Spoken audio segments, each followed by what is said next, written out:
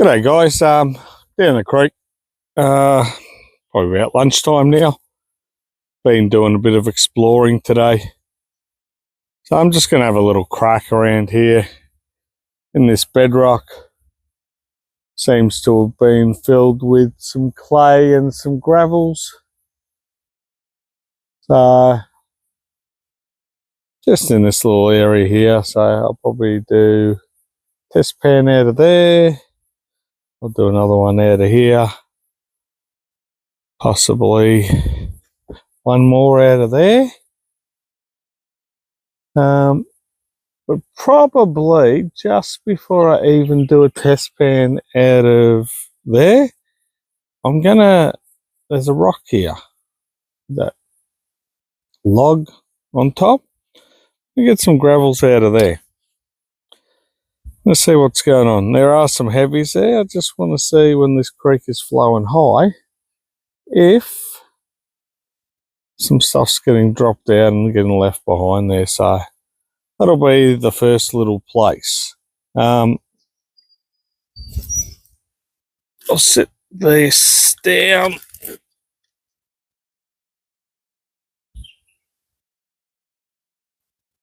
Should be all right, I think. Yeah, that should be good enough.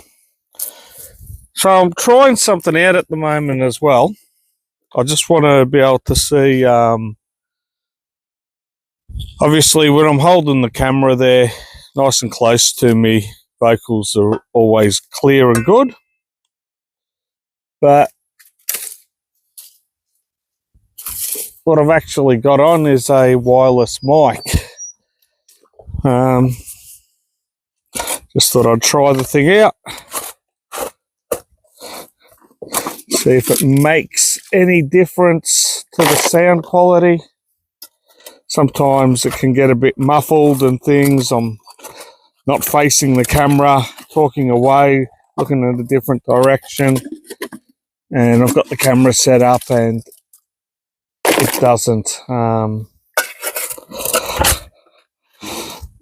The sound quality doesn't come out all the best.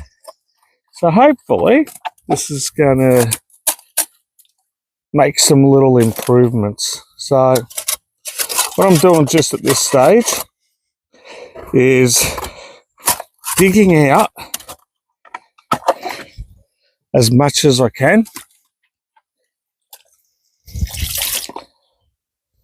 because I will get the bait pump in here and give it a good bait pump as well. So gravels, clay, some larger rocks in there.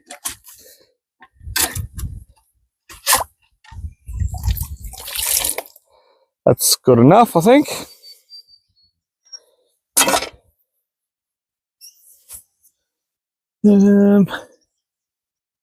Where the test pan? I don't really want a test pan in there.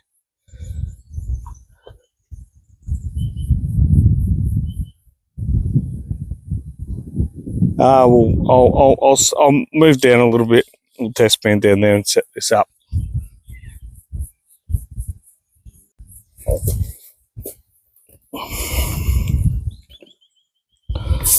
Right, this is a little bit down from where I was, and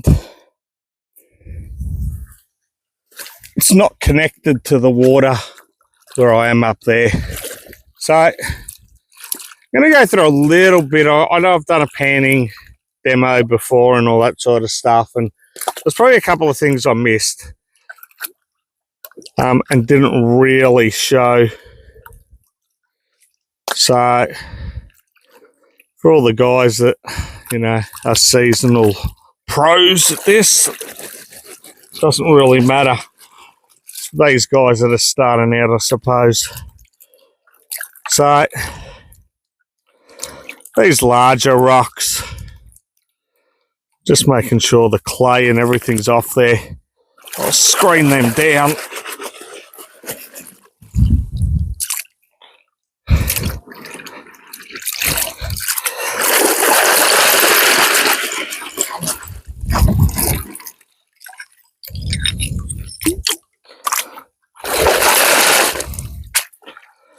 always want to look and check and see what's in the rocks, what type of rocks you're getting, what type of ground there is. Now, they're all screened up, so they're all washed.